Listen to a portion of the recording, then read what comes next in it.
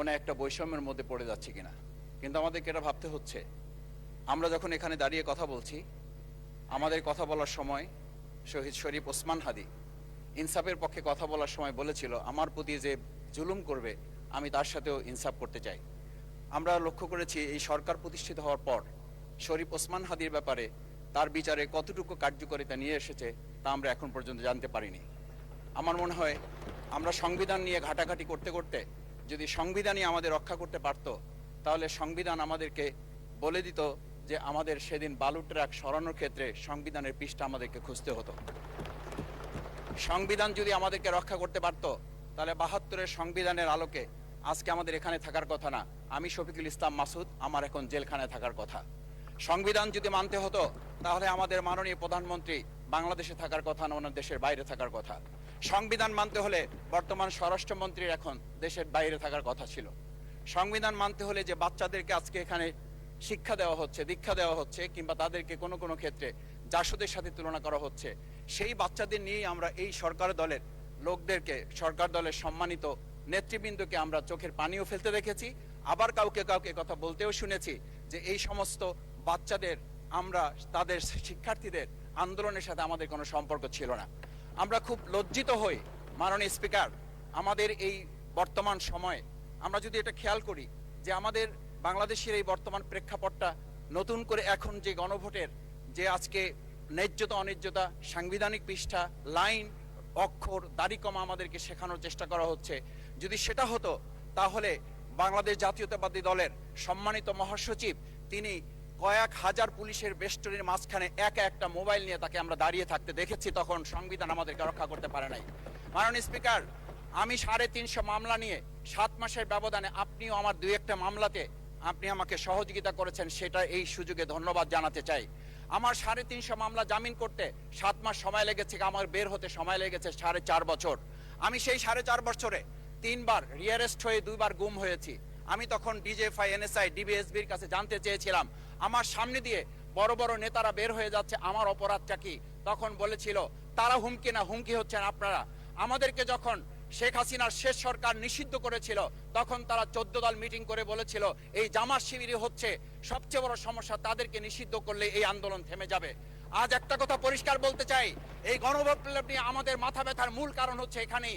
শেখ হাসিনা আমাদেরকে যথার্থ টার্গেটটা করেছিল, সেই টার্গেটের মূল লক্ষ্য ছিলাম আমরা। আমাদেরকে বলা হয়েছিল একটা গুলি করলে একটা সরে, বাকিগুলো লড়ে না। সেই লড়ে না লোকগুলো ছিলাম আমরা, মাননীয় স্পিকার, যার কারণে আমাদেরকে তারা ভয় পায়। আমরা এখন বর্তমান সময় ভিডিও দেখতে পাই যে শেখ হাসিনা বাইরে থেকে বলেছিল আমরা এই দলকে ভোট দিতে বললাম, আর সেই দল আমাদের সাথে আবার বিশ্বাসঘাতকতা করেছে। আমরা সেই শেখ হাসিনার বক্তব্য শোনার পর আমরা কাউকে আজকে এখানে বলতে শুনে নাই শেখ হাসিনার ওই বক্তব্য সঠিক নয়। এই মানুষ প্রতারিত হয়েছে, বেইমানি করা হয়েছে। আবার যদি গণভোট, জুলাই সনদ নিয়ে এই জাতির সাথে প্রতারণা করা হয়, তাহলে মূল্য দিতে হবে শুধু নয়, আবার আমাদেরকে 17 বছরের সেই জেল জুলুম, নিপীড়ন, গুম খুনের জায়গায় আমাদেরকে ফিরে যেতে হবে। আমি মনে করি পরিষ্কার বক্তব্য, গণভোটের প্রতি সমর্থন না জানিয়ে জুলাই সনদকে যদি আজকে ইগনোর করা হয়, তাহলে আমাদেরকে কিন্তু আবার সেই গুম খুনের আয়নাঘরের দিকে আমাদেরকে ধাবিত করা হবে। আমি মনে করি গণভোটের বিরোধিতা করার অর্থ হচ্ছে আমরা আয়নাঘরকে সমর্থন করতে চাই। গণভোটের বিরোধিতা করা মানে হচ্ছে ৭০% মানুষকে আমরা অন্যায্যভাবে তাদেরকে আবার ধিক্কার জানাতে চাই। আমি এখানে স্পষ্ট বলতে চাই, আপনারা যেমন ৫১% সমর্থন নিয়েছেন, ৭০% প্রায় জনগণ কিন্তু গণবিপ্লবের, গণভোটের পক্ষে তারা রায় দিয়েছে। আপনাদের চেয়ে সেই ৫১%-এর তুলনায় সেই ৭০% প্রায় গণভোটকে যদি আপনারা ইগনোর করেন, তাহলে আমি বলবো আমার বাউফল, আমার পটুয়াখালী শুধু নয়, গোটা বাংলাদেশ আবার জেগে উঠে গণভোটকে তারা কার্যকর করবে।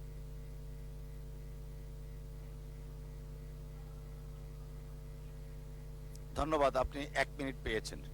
স্পিকার, আমি পরিষ্কার এইটার কথাটা এই জন্য বলছি, আজকে সংবিধানের লাইন ধরে ধরে যদি আমাদেরকে এই কথা জানতে হতো, তাহলে আমাদের নেতৃবৃন্দকে ফাঁসির মঞ্চে যেতে হতো না। আমার মতো ছোট মানুষের কাছে সে সময় ডিজিএফআইর কাছে প্রস্তাব এসেছিল, আপনারা কি চান? মন্ত্রিত্ব চান, দেশ পরিচালনা চান, সবকিছু দেওয়া হবে, শুধু শেখ হাসিনার নীতিতে আপনারা আসেন। সেই নীতি তো ছিল ৭২-এর সংবিধান, সেই নীতি নিয়ে আজকে কেন এখানে এত কথা বলা হচ্ছে?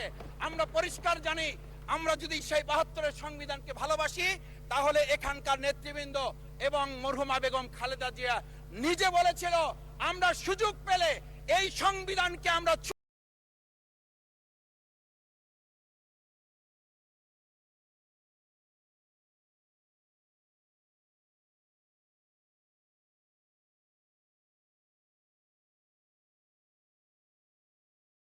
ছুঁড়ে ফেলে দেব।